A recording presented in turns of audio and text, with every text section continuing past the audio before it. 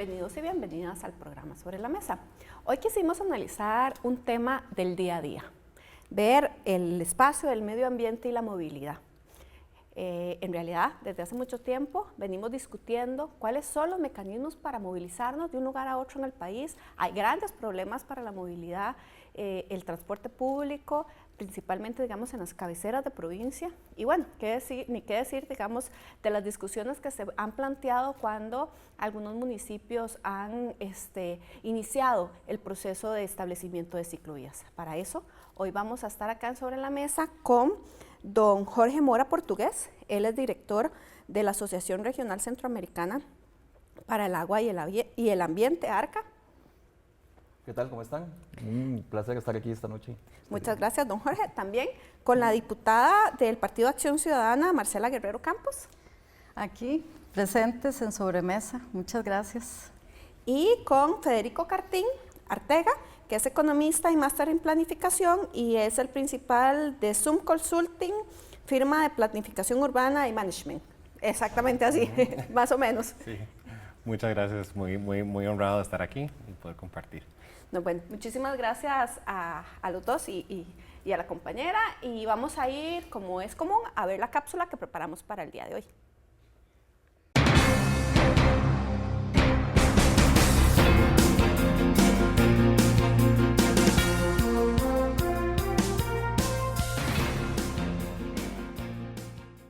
Ok, la forma de transporte más utilizada en Costa Rica es el transporte público por medio de autobuses, que es utilizado un poco más del 50% de los viajes en el área metropolitana de San José al menos, y pues tiene una gran cantidad de demanda cautiva, ¿verdad? Gente que realmente no tiene ningún otro medio de transporte accesible y por lo tanto pues son dependientes completamente del transporte público en modalidad autobús, y pues eso hace que la calidad del transporte muchas veces no sea la apropiada, porque en realidad no hay poder de selección. Sí, hay muchas características que deben mejorarse en el transporte público, pero probablemente la que más agradecen los usuarios es el tiempo de viaje, porque el tiempo es realmente nuestro bien más escaso dentro del área metropolitana de San José, y pues mejoras en el tiempo de viaje son lo que probablemente sea la forma más sencilla de mejorar la calidad del transporte público. Lo que pasa es que es mucho más fácil decirlo que hacerlo. Para mejorar el tiempo de viaje del transporte público, pues tendríamos que pasar a carriles exclusivos, prioridad en intersecciones, inclusive autobuses más grandes, mayor capacidad, por supuesto troncalización y sectorización. Entonces hay una serie de elementos de diseño que mejorarían el desempeño del sistema de transporte, y eso redundaría en la calidad y en la satisfacción de los usuarios. Yo creo que el principal reto es un reto político, porque los análisis están, los estudios están, pues hemos repetido una y otra vez qué es lo que necesita Costa Rica para esto, pero hay que realmente implementarlo, ¿verdad? Estudios hay desde 1998 de sectorización, de troncalización, todos los estudios están, pero realmente hay que entrar con una política pública que ya pues finalmente resuelva el problema del transporte público, o por lo menos inicie una nueva forma de transporte público.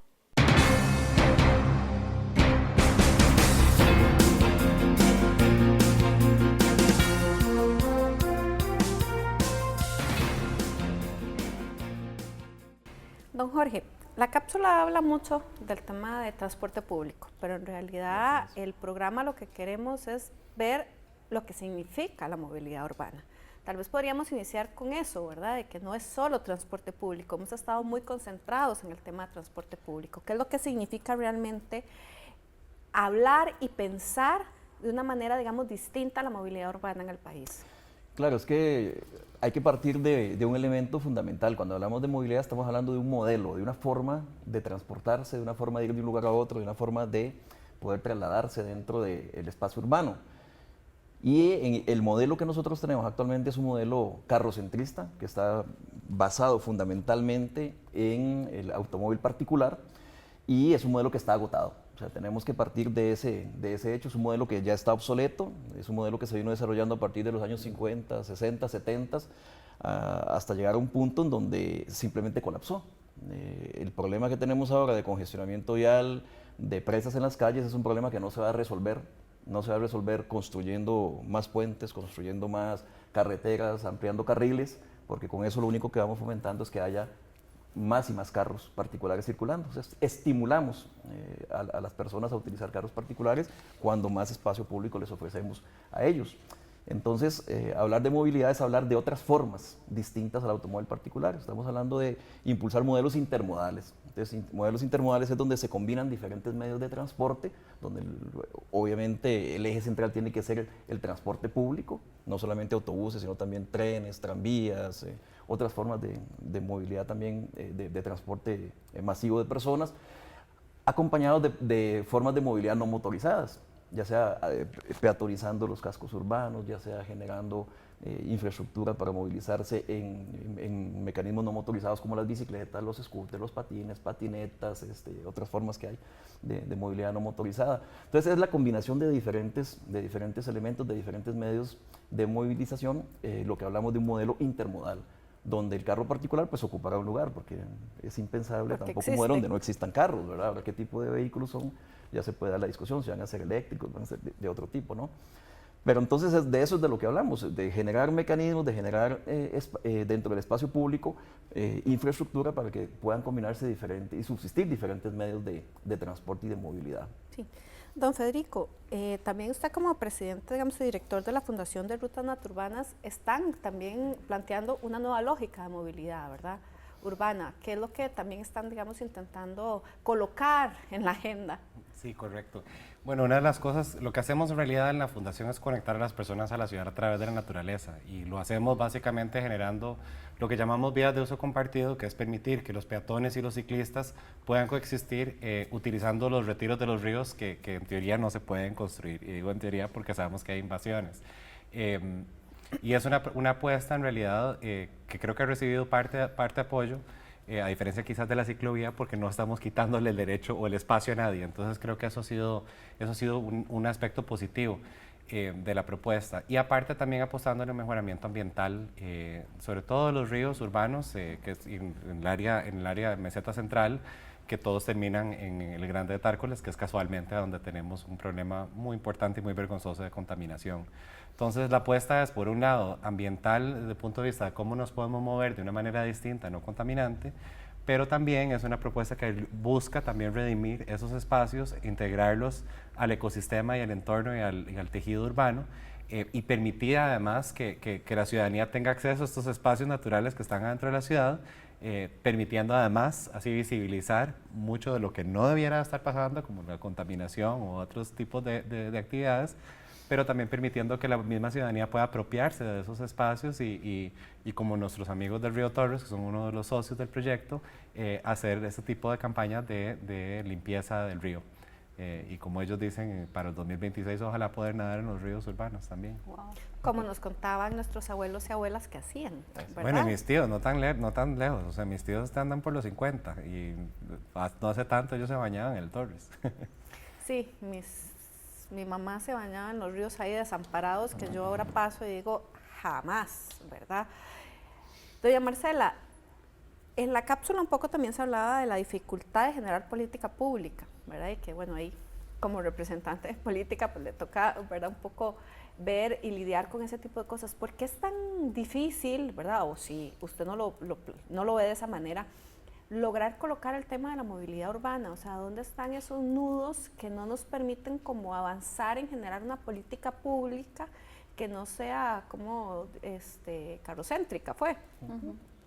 Aquí, bueno, yo tanto con Jorge como con Federico, creo que en los 2 últimos años hemos venido participando de diferentes espacios. Yo aquí tengo que rescatar que gracias a los colectivos urbanos este tema está siendo considerado en la agenda de los partidos políticos. Y después de 2 años que nos embarcamos en un esfuerzo, porque la política pública, como bien nos señalás, necesita marco y necesita financiamiento.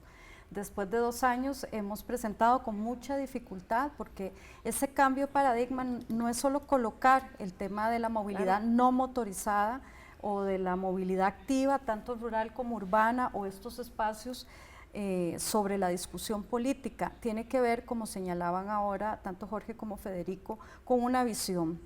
Y lo que finalmente nosotros estamos intentando, y yo aquí quiero precisar 3 cosas, a través de un proyecto de ley, que es el 20.171 sobre movilidad segura y sostenible, es uno, ese cambio de paradigma, reconocerlo, es cambiar pasar del carro como rey y el peatón como súbdito, justamente a el peatón como prioridad. Segundo, la movilidad no motorizada. Tercero, el transporte público y luego todas las demás modalidades que usan y poder establecer un menú para que la gente tenga una forma de movilizarse. En el proyecto estamos poniendo como prioridad justamente no solo un sistema integrado y la gestión y la coordinación institucional, porque hay que recuperar las potestades de imperio. Para mí, los órganos de desconcentración máxima como COSEBI, el CTP y CONAVI lo que hicieron fue desagregar justamente una visión de sociedad, porque finalmente el espacio público, por ejemplo, los autobuseros, el Estado le da el espacio para que desarrollen su negocio, ¿verdad? Y resulta que tenemos que competir, quienes andan en una movilidad no motorizada, sea scooter, sea bicicleta, sea patines, tienen que competir por el espacio público. Para mí estamos incluso en este momento con un proyecto dictaminado del cierre del CTP, pero yo creo que la gran lucha o la gran victoria es sacar del CTP, del Consejo de Transporte Público, el monopolio justamente de cómo nos vamos a movilizar en un futuro combinando diferentes formas de intermodalidad. El transporte público es nuestro mejor amigo, pero la forma, incluso este no es un problema de ahora y nos hemos ido para atrás desde de décadas antes del 2000. La forma en que se estructuró el negocio alrededor del transporte público es lo que ha dado al traste con ahora tener una discusión. Y yo creo que aquí la principal discusión tiene que ver con que el peatón y crear la institucionalidad y además el financiamiento. Toda nuestra inversión se nos va estamos hipotecados hasta el 2034 en conservación vial, no en la posibilidad de que el Estado invierta en infraestructura de transporte para crear esas interconexiones entre el tren, la bicicleta, el autobús. El Estado tiene que facilitar esas inversiones y uno de los temas que estamos intentando generar en la discusión es justamente cómo podemos cambiar ese paradigma y de dónde va a salir ese financiamiento. Sí, tal vez quedamos ahí con esa idea. Tenemos que hacer nuestra primera pausa. Estamos acá Sobre la Mesa analizando de espacio, medio ambiente y movilidad. Ya regresamos.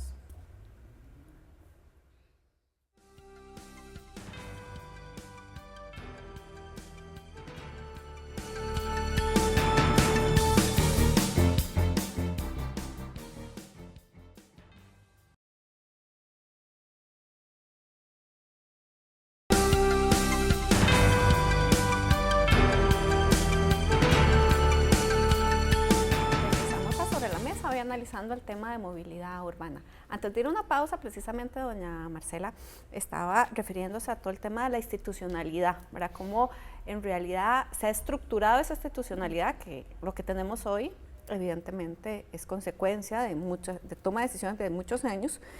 Y don Federico tendría algo que decir también al respecto. Sí, claro. Bueno, creo que tratando de enlazar lo que dijeron los dos, don Jorge planteaba justamente uno de estos puntos que se refiere al tema de pensamiento sistémico, de integración de diferentes sistemas y formas de movernos, de cómo ir pensando no solo en lo intermodal, sino en algo tan sencillo como el acceso, la accesibilidad a esos puntos intermodales. Ahora que veíamos en la primera cápsula el video de la gente tratando de caminar, cuando no hemos ni siquiera podido resolver algo tan sencillo como las aceras, que hasta hace muy poco eran responsabilidad privada. Entonces, lo que nos encontramos, me parece, es una complejidad que es casi como que estamos diseñados para fallar. Cuando vemos que por un lado está el Incofer, por el otro lado está el MOP con toda su institucionalidad, tenemos las municipalidades responsables por ciclovías y por, en teoría, ahora las aceras también, hasta hace muy poco el sector privado. Lo que tenemos es básicamente no solo un ecosistema de modelos de transporte, pero también un ecosistema de movilidad. Y dentro de eso, además, un tema dentro del Ministerio de Obras Públicas y Transporte. Yo sospecho que una de las razones por las que tal vez no se le ha dado la prioridad al tema de transporte público, al tema de movilidad urbana, es porque el mismo ministerio, que tiene una escala nacional, regional y local a la hora de hacer su planeación, tiene muchísimo peso cuando estamos pensando en una terminal aeroportuaria o portuaria marítima. Realmente está compitiendo con proyectos, con el tiempo, con la misión, digamos, de un jerarca. A mí me preguntan, ¿qué le voy a dar prioridad? ¿Si al nuevo puerto en Limón, en Mojín, o a una ciclovía en San José? Probablemente, digamos, hay una decisión en cuanto a la importancia que se le va a dar. Entonces me parece que sí debiéramos de ir empezando a tener conversaciones hacia cómo abordar, no la coordinación, porque uno puede coordinar, pero cada quien hace lo suyo y se descoordina. O sea, es un tema cómo poder ir generando más allá de una colaboración, una integración. Eso pudiera eventualmente tener un carácter de algún tipo de autoridad metropolitana de transportes con un presupuesto compartido, buscando enlazar justamente todos estos sistemas que en este momento caen por todo lado. Las aceras para mí son el ejemplo perfecto de la institucionalidad en Costa Rica. Tenemos las aceras que hasta hace poco eran privadas, que es mantenimiento de cada propietario. Después tenemos la señalización vertical, tenemos la señalización horizontal, tenemos las tapas de registro del agua, que es otra institución, tenemos a la Compañía Nacional de Fuerza y Luz, por otro lado. O sea, hay un montón de elementos y cada uno de esos elementos coinciden en el mismo espacio, generando a veces, muchas veces, sin que sea intencional, generando más bien un ecosistema que es negativo para nosotros. Y creo que la misma institucionalidad es casi como una gran acera, donde todo el mundo mete las manos en eso, y creo que eso nos está generando una conversación muy compleja, que creo que podríamos resolver de una manera tal vez más distinta y proactiva. Claro, porque cuando uno habla de movilidad urbana, no solo es la forma en que, digamos, se transporta, digamos, de un lado a otro, también está hablando todo el espacio público, ¿verdad? Como un todo, valga la redundancia, porque efectivamente, ¿qué es lo que significa caminar? ¿Qué es lo que significa el uso de los parques? O sea, todo este tipo de cosas son parte, digamos, de generar lo que usted decía como un ecosistema que sea más amigable con las personas. Incluso cómo enlaza, para hacer la palabra, cómo enlaza uso de suelo y criterios de diseño urbano, claro, por ejemplo, en vías peatonales o en redes peatonales que son primarias. Algo tan sencillo como arcadas y aleros, como se hacía en San José de antaño, eso es algo que debiéramos de estar coordinando. Es un país donde nos llueve 9 meses al año, nos llueve 8 metros de lluvia al año. O sea, es una realidad, y eso tiene que haber esa integración entre la red y además el entorno físico, que sí es una responsabilidad municipal. Pero esa coordinación es muy difícil de hacerla cuando tenemos 27.000 instituciones coordinando todos ese mismo espacio. Don Jorge, en esa misma línea, y usted me imagino que se quiere referir también, pero ¿cómo es que estamos ocupando esos espacios públicos realmente? O sea, ¿cuáles han sido históricamente las prioridades y cuáles son las prioridades que se están manteniendo? Porque ahí, claro, hay un montón de competencias. Por un lado tener la competencia municipal y después tener la competencia, digamos, de las instituciones públicas, ¿verdad? Y hay como una serie de limitantes. Sí, yo creo que Federico hace una buena descripción de lo que es el modelo institucional actual, esa maraña institucional y esa traslape de competencias. Hay que partir del hecho de que Costa Rica es un país que históricamente ha sido muy centralista. Realmente está concentrada la toma de decisiones en las entidades centrales del Estado y se le ha trasladado muy pocas competencias reales en la práctica a los gobiernos locales. Incluso con el Código Municipal actual, que es del año 98, que se trató de avanzar en general en una serie de competencias a las municipalidades, no se ha logrado una verdadera descentralización de la toma de decisiones. Y en el uso del espacio público se manifiesta muy claramente eso. Las vías, por ejemplo, son muy pocas las vías públicas que están bajo competencia municipal, básicamente son las vías cantonales. Sí. Pero el Ministerio de Obras Públicas y Transporte sigue controlando lo que se llama las vías de travesía, que son las que van de una localidad a otra, y las rutas nacionales, que son la mayoría, ¿verdad?, de estas. Entonces, lo que le queda a las municipalidades para regular el territorio es muy poco. Claro que hay instrumentos como los planes reguladores, los planes de ordenamiento territorial que permiten zonificar, que permiten establecer planes de vialidad, de transporte, etcétera. Pero la injerencia de los entes centrales del Estado sigue siendo muy fuerte. Marcela toca algo que para mí es clave y que es el papel de la sociedad civil y de los colectivos de sociedad civil. Recientemente pudimos participar en Zaragoza en el Congreso Internacional de la Bicicleta y ahí pudimos ver las experiencias de países que ya nos llevan medio siglo adelante, como Dinamarca, como Holanda, ¿verdad? Los países nórdicos donde los temas de movilidad ya han logrado resolverlos, ¿verdad? En gran medida. Y todos ellos coincidían, y la mayoría de los países europeos, en que el papel de las organizaciones de sociedad civil fue fundamental en el proceso de transformación. Precisamente por eso, porque las instituciones del Estado tienen una maraña institucional, burocrática tan difícil que se entraban muchísimo. Entonces han sido iniciativas que surgen desde la sociedad civil, que surgen desde los niveles locales, que a través de la movilización, del activismo muy fuerte que se daba en esos países en los años 70 y 80, fue provocando que luego los tomadores de decisiones formularan política, formularan legislación. Yo siento que eso es lo que está pasando actualmente en nuestro país. O sea, realmente los colectivos de sociedad civil han crecido muchísimo, organizaciones ambientalistas y colectivos cleteros, como se llaman, colectivos de ciclistas, ¿verdad?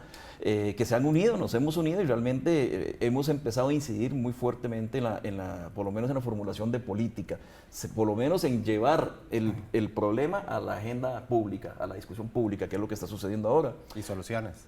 Y soluciones, ¿verdad? Y por un lado por el problema del congestionamiento vial que se viene dando, pero por otro lado porque también tenemos un número muy elevado de muertes en carretera, de peatones y de ciclistas. O sea, solo el año pasado murieron 46, este año que llevamos 5 meses ya han muerto 21 ciclistas, estamos hablando de un ciclista que es muerto en carretera por semana.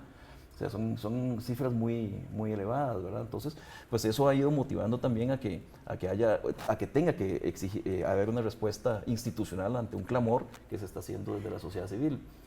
Y el tercer elemento, perdón, y ya termino acá, que me parece clave ante eso es el papel que pueden jugar los gobiernos locales precisamente. O sea, las municipalidades son en este país las que han impulsado los procesos de transformación, por lo menos a nivel de infraestructura. La ciclovía de Cartago, el carril bici de Montes de Oca, ahora en Alajuela que ya se declararon biciamigables también y ya están desarrollando una serie de infraestructura, carriles bici, este tipo de cosas. La municipalidad de San José, es decir, han sido a partir de los gobiernos locales con la participación y la iniciativa de la sociedad civil. Claro. Que han provocado esto. Tal vez, doña Marcela, ¿cómo estamos avanzando en esta discusión? Porque, vamos a ver, alguna, digamos, de las grandes líneas que la gente plantea es que, claro, en Holanda, pues por supuesto que la infraestructura está dada para que en realidad uno no utilice el carro, ¿verdad? O sea, hay ciclovías que funcionan, que se respetan, hay un transporte público evidentemente muy distinto al transporte público que tenemos en nuestro país. Digamos, ¿cuáles son los nudos críticos que ustedes han logrado identificar? Porque me imagino que para poder plantear el proyecto también los vieron, los nudos críticos en el tema de transporte, ¿verdad? Porque, bueno, sí, tenemos los autobuseros por un lado, ¿verdad? Las empresas de autobuses. Por otro lado tenemos el transporte del tren.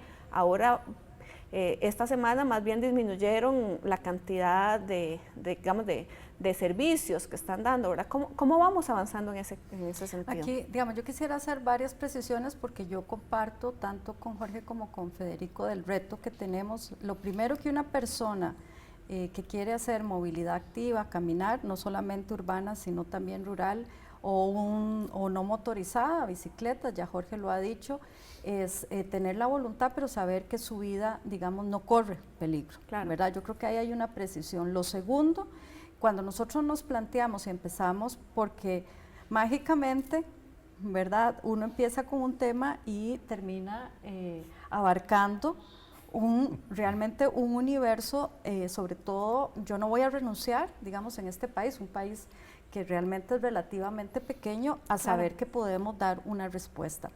Yo comparto el tema de que aquí tiene que haber una coordinación local. Lo que pasa es que la mayor cantidad, en el caso de la movilidad urbana, la mayor cantidad de población en poco espacio está en el gran área metropolitana. Vos tenés que generar una coordinación municipal importante. Entonces tenés dos escenarios, que fue lo que nos planteamos cuando planteamos el proyecto 20.171 de movilidad segura y sostenible de personas. Entras a hacer una reforma administrativa política, que eso es tocar las mandos las coordinaciones intermedias, que es igual digamos, de quijotesco como el reto que tenemos de hacer una discusión en la Asamblea Legislativa por qué el Estado ha tenido que renunciar a su potestad de imperio para dirigir un proceso. Entonces tenés varios escenarios abiertos. Yo abiertamente incluso hicimos un esfuerzo el año pasado por sacar la ley de fortalecimiento de Incofer, porque estamos convencidas y convencidos de que un elemento fundamental es la interconexión interurbana y eléctrica, además que tiene que ver con una serie de disminuciones de emisiones, que luego en algún otro momento podemos hablar, y poder demostrar al 1.200.000 personas que se mueven en los viajes diarios dentro del gran área metropolitana, una área metropolitana, concéntrica, porque las principales rutas del país y la concentración de esas concesiones son un gran negocio que yo incluso mantengo como hipótesis de trabajo, que no han sido tocadas para no tocar las rutas del negocio de algunos concesionarios. Tal vez quedemos con esa idea porque te faltan 2 puntos más, ¿verdad? Entonces vamos a ir a una pausa y ya regresamos para que pueda tener más tiempo para explicarse. Ya regresamos.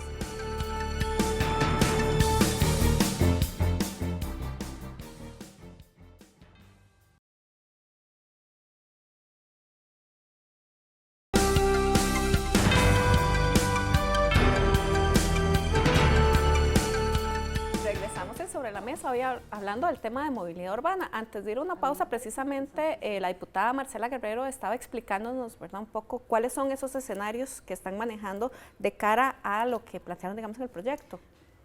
Esto es resultado, justamente estas discusiones que hemos tenido, es resultado incluso de una indagatoria a conciencia de dónde empezó la crisis del sector transporte en este país. No empezó en el 2000.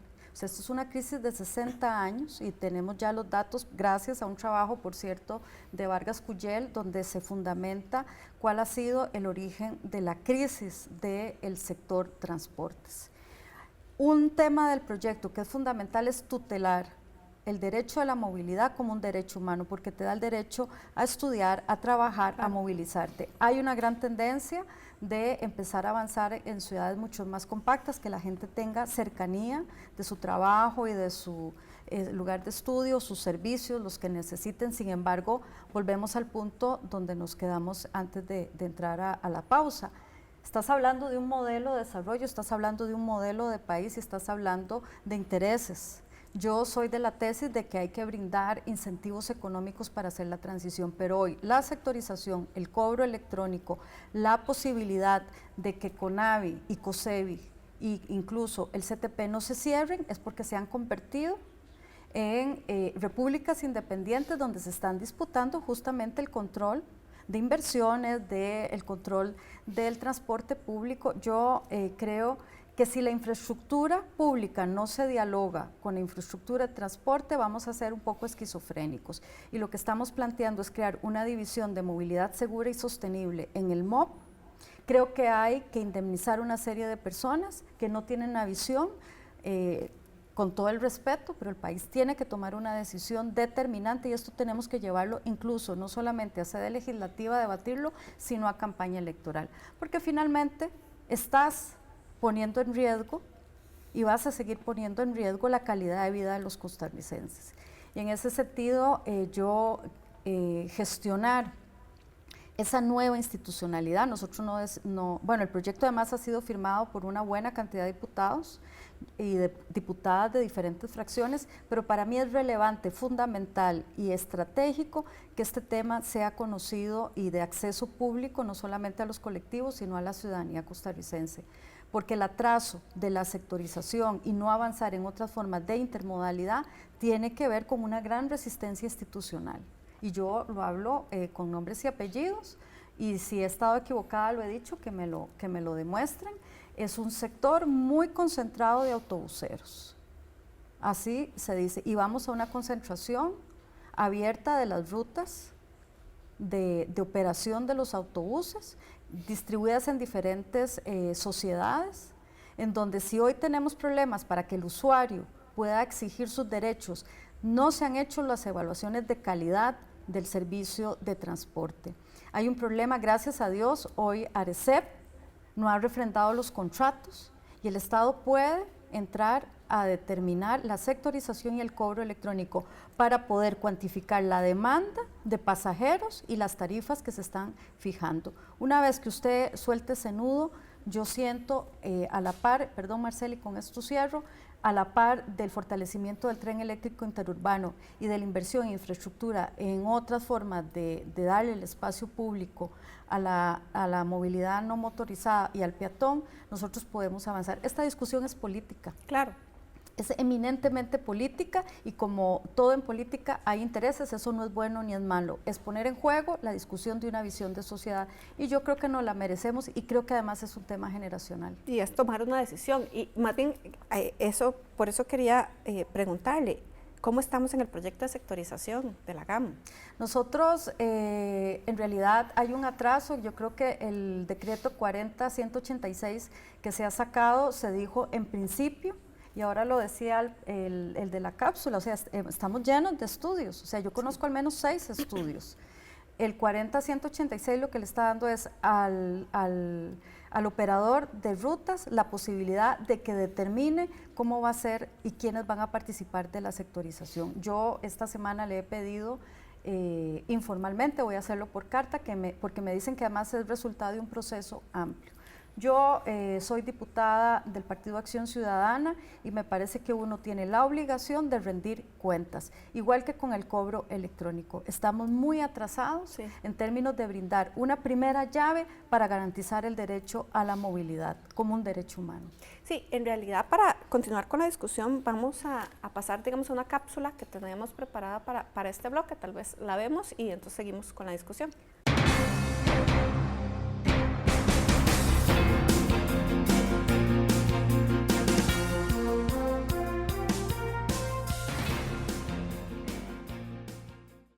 Bueno, creo que específicamente hablando de lo que son buses como el medio número 1 de transporte público, creo que hay varias aristas que hacen falta. Por un lado, el proceso de sectorización que creo que ya lleva bastante, muchas décadas. Evidentemente muchos intereses distintos de ciudadanos hasta diferentes empresas, que las mismas empresas no están de acuerdo. Me parece que hace falta quizás una mejor coordinación con otros medios de transporte, como por ejemplo los trenes, cómo ir pensando ya en una estructura intermodal. Eso creo que es un gran reto a futuro. Y me parece que también quizás una de las disyuntivas a nivel político tiene más que ver con un tema de gobernanza. Creo que el CTP, estando adscrito al Ministerio de Obras Públicas y Transporte, que tiene una escala nacional, le es muy difícil generar la prioridad dentro del esquema de transportes cuando estamos compitiendo contra puertos aéreos, marítimos, carreteras nacionales. Hay demasiadas prioridades hacia lo interno del MOP y sobre todo la jerarquía. Entonces sí creo que eventualmente deberíamos ir considerando algún modelo distinto que le dé una cierta autonomía compartida tanto del MOP con los municipios para tomar decisiones específicamente para lo que es el área metropolitana, o por lo menos el área metropolitana de San José.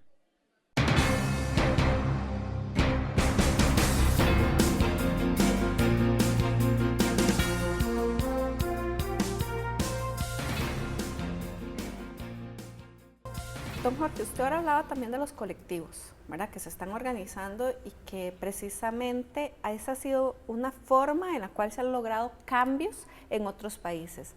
¿Cómo veríamos en toda esta discusión de sectorización, de toda la discusión de lo que implica hacer una reforma dentro de todo el tema de transporte público que tiene intereses evidentemente privados, la participación y realmente el peso que puedan tener estos colectivos para lograr una reforma que nos acerque a lo que estamos buscando? Sí, tal vez ahí precisar algo, Marcela, y es que aquí también los colectivos hemos logrado algunas transformaciones importantes. El carril bici de Montes de Oca, la ciclovía de San José, la ciclovía de Cartago, han sido iniciativas de sociedad civil, de diferentes colectivos, de diferentes organizaciones.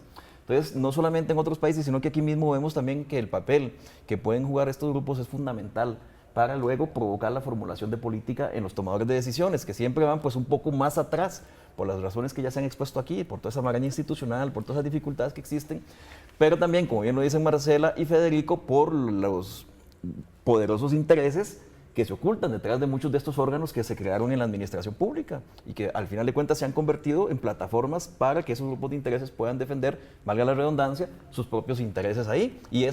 Entonces se impide que puedan avanzar esas transformaciones. De ahí que, bueno, efectivamente, como lo decía Marcela, lo que estamos aquí es discutiendo una visión de sociedad, o estamos entrando en un conflicto contra otra visión de sociedad que ha estado imperando en los últimos 60 años. Y ese conflicto, precisamente, ese conflicto político, se va a dirimir en función de cuál de los bloques sociales que están en pugna en este momento tenga más fuerza o sobre el otro, ¿no? Y así es como va a ser. El espacio público es limitado, no va a crecer más, es lo que tenemos. Por lo tanto, impulsar o darle espacio público a una forma de movilidad implica necesariamente quitárselo a otra. Claro. Se lo hemos dado históricamente a los automóviles. Es necesario ahora quitarle espacio público a los automóviles y dárselo a otras formas de movilidad, a los trenes, a los tranvías.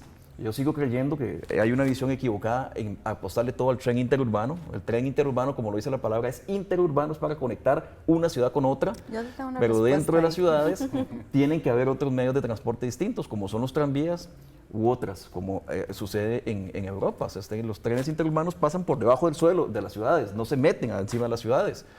En las ciudades lo que circulan son tranvías con los carros, o metros en otras, ¿verdad? No, sí, claro. ¿verdad? Entonces, y lo mismo es, no se puede apostar toda la sectorización del transporte público, es una parte, efectivamente. Federico lo toca muy bien en esa cápsula cuando habla de la intermodalidad. El transporte público, de los autobuses, la sectorización de los autobuses es una parte fundamental, la troncalización, el ordenamiento. Pero no es suficiente tampoco. Tenemos que avanzar también en estos otros temas de peatonización, de movilidad no motorizada, y hay que generar la infraestructura. Si hay tantos intereses para poder desarrollar procesos que llevan mucho tiempo, como son los de la sectorización, se puede ir paralelamente avanzando en otros. Una de las soluciones que también se ha comprobado que es muy efectiva a nivel mundial es el desarrollo de sistemas de bicis públicas, por ejemplo.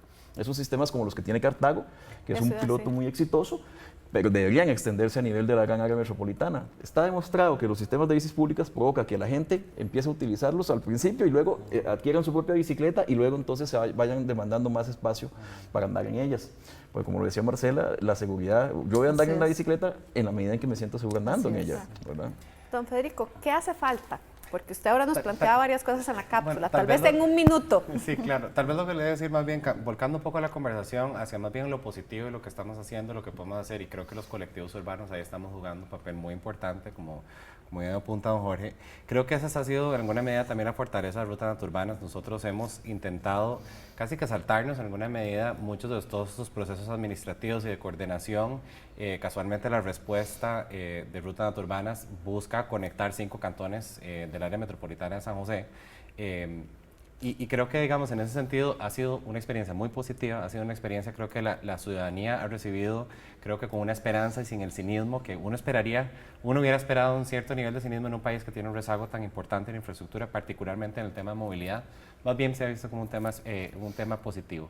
La buena noticia es que a partir de una visión consensuada, una visión que es positiva, una visión que busca el bien para un montón de partes y que se ha traducido explícitamente en ese bien desde plusvalías, tema ambiental, tema digamos de movilidad, hemos encontrado y ahora estamos trabajando justamente en el diseño del primer kilómetro. Logramos encontrar un donante privado nacional, no lo puedo anunciar todavía, lo vamos a anunciar pronto, pero para mí es un gran motivo de orgullo ver que una empresa costarricense es quien está financiando el primer kilómetro de Rutas Naturbanas con el apoyo de la Municipalidad de San José en este momento, y que sí se puede trabajar en conjunto. No necesariamente tenemos que pasar por un proyecto de ley y formalizar una institución que amalgame a todas las municipalidades, se puede trabajar desde ciudadanía. Bueno, tal vez vamos a quedar con una idea entonces positiva. Vamos a ir a una pausa y ya regresamos acá sobre la mesa.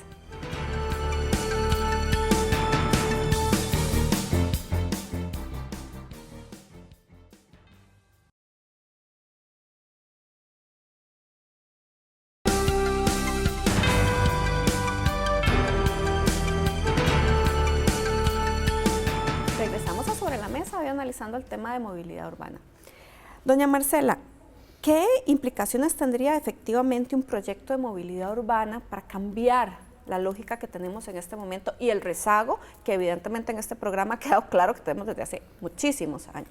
Sí, yo en realidad Una de las cosas que a mí más me entusiasman en términos de los planes piloto, ¿verdad? Como los que nos han aquí platicado tanto Jorge como Federico, es que demuestran que sí se puede hacer, ¿verdad? Y esto es justamente un insumo importante, no solamente de liderazgo de la ciudadanía, sino además a la hora de un debate, demostrar que lo que estamos frente a la ciudadanía, no en opacidad de las instituciones, frente a la ciudadanía, en un debate, porque finalmente yo como diputada, digamos, el papel fundamental es darle a estos planes piloto una dimensión, como lo dijiste al principio, Marcela, de política pública, claro, y un financiamiento que no dependa, ojalá, de alianzas público-privadas, donde el privado también gane, no solamente sea un donante, ¿verdad? Yo realmente alabo el esfuerzo que se están haciendo porque demuestren un debate que un proyecto como el que estamos llevando adelante tiene que ir a un debate electoral y tienen que haber compromisos. Nosotros, esto no es un tema de una diputada o de un partido político, es un tema que está colocado y Jorge aquí puede, digamos, que ha liderado este tema.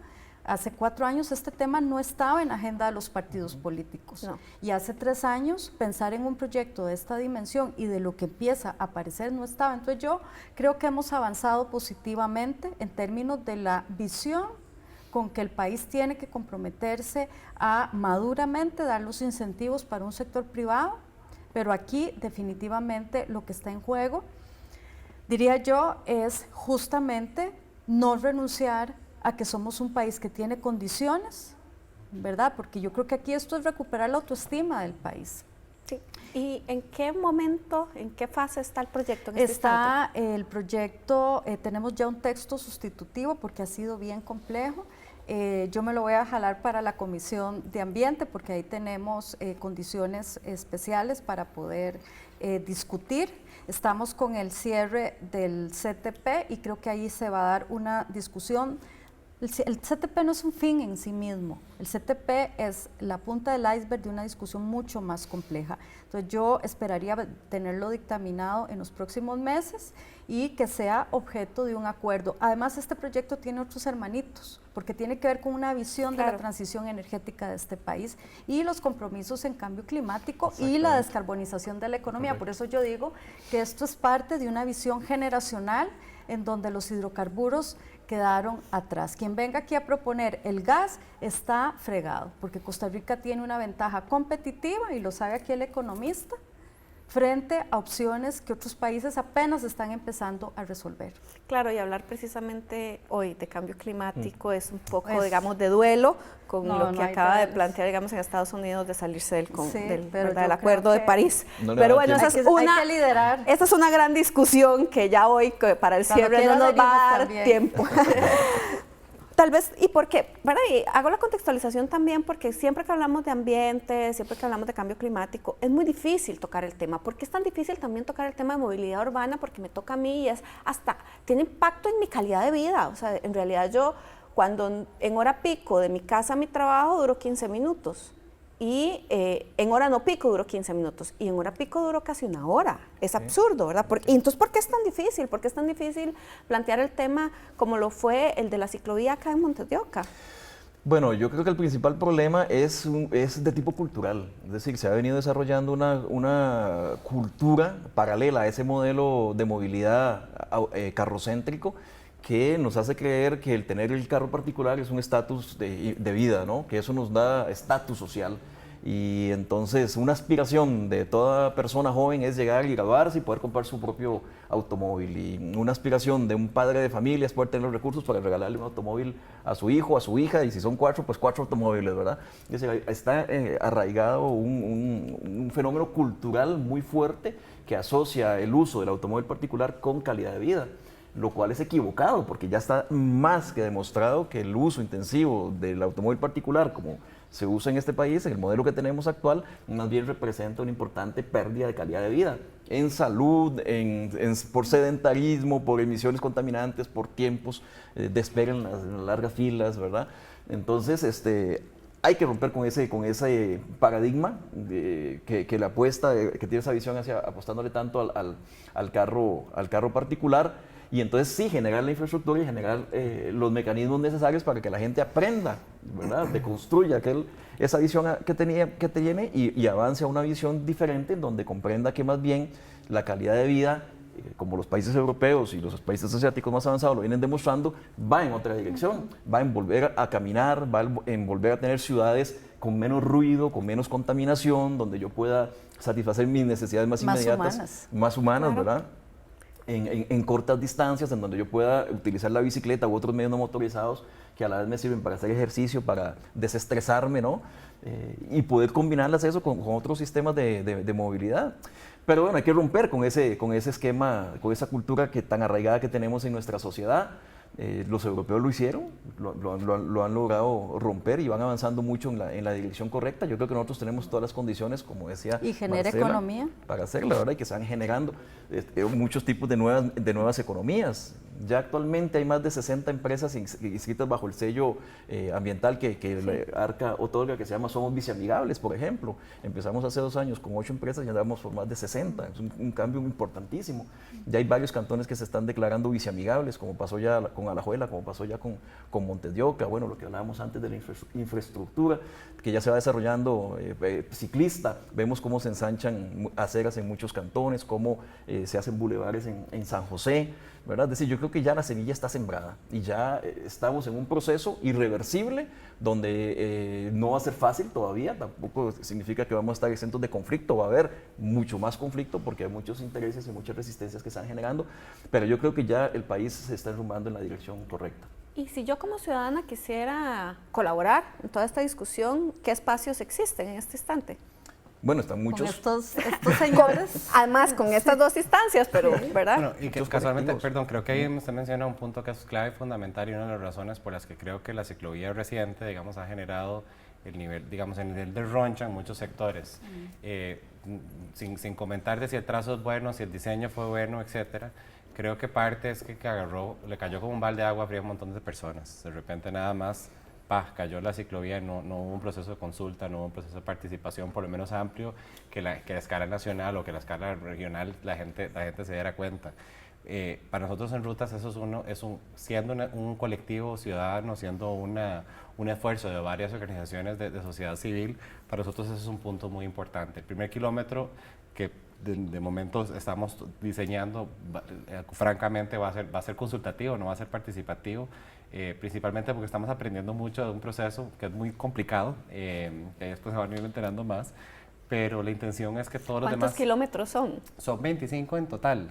Para los otros 24 kilómetros, la intención es sacarlos todos a concurso, no va a ser por kilómetro, es por tramo, y hay un proceso de enlace de participación comunal antes de entrar a diseño. Entonces, y eso es súper importante hacerlo y creo que eso va ayudando a que realmente lo que se está diseñando esté en función de las personas que lo van a utilizar.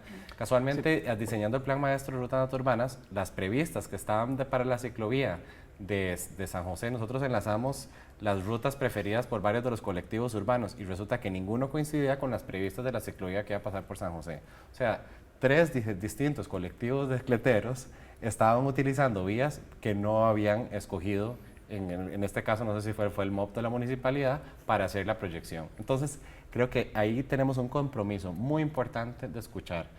Sí hay cuestiones que son técnicas y que creo que hay que sí, seguir una parte técnica, pero me parece que tampoco podemos caer en el paradigma del experto, que yo como experto lo sé todo y no tengo que hablar con nadie. Creo que eso ha sido un gran problema. Sí es importante decir algo, el conflicto siempre va a haberlo, por más participativo que se haga un proceso, las experiencias en México, en Argentina, en Colombia, te demuestran que por más participativo que se haga el proceso, siempre va a haber resistencias y siempre va a haber conflicto.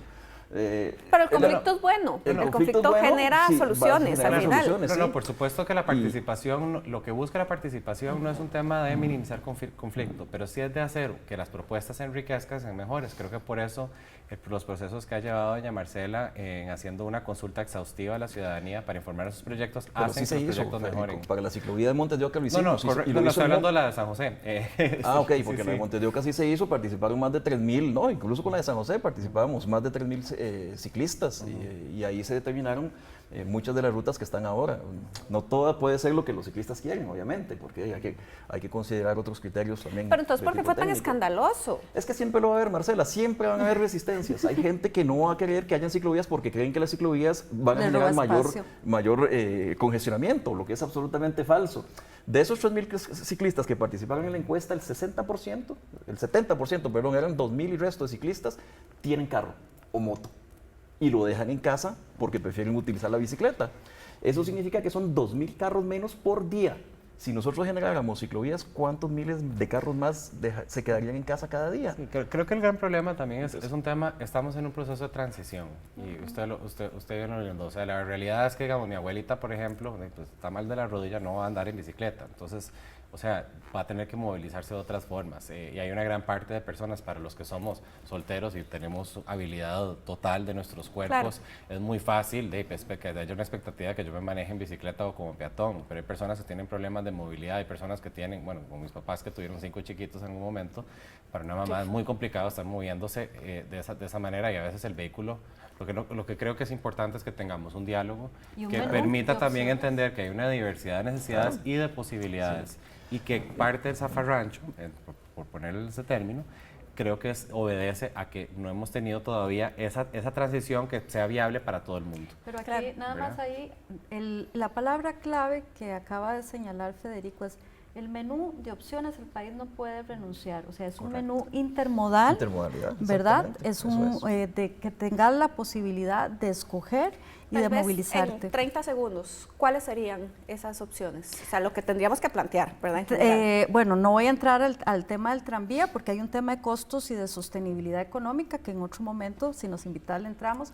Definitivamente el tren eléctrico interurbano, los nodos de integración a través de los buses, ¿verdad? De la sectorización, incluso la posibilidad de que puedas construir un espacio público para que otras formas no motorizadas, incluso en el proyecto nosotros estamos en los nodos de integración brindando estas opciones para el alquiler de bici pública, incluso instancias de cuidado para las madres, porque aquí hay un tema de accesibilidad con personas con discapacidades, con mujeres embarazadas. Es decir, aquí estamos discutiendo efectivamente la calidad de vida y la integración de una sociedad en un espacio público que tiene que ser igual que la democracia. Todo el mundo tiene que entrar. Claro, tal vez, bueno, ya pues estamos llegando al final del programa. Muchísimas gracias, don Jorge, doña Marcela y don Federico. Evidentemente tenemos muchísimas cosas que decir, pero bueno, el tema de la movilidad tiene que ver con la calidad de vida, que eso yo creo que es lo más importante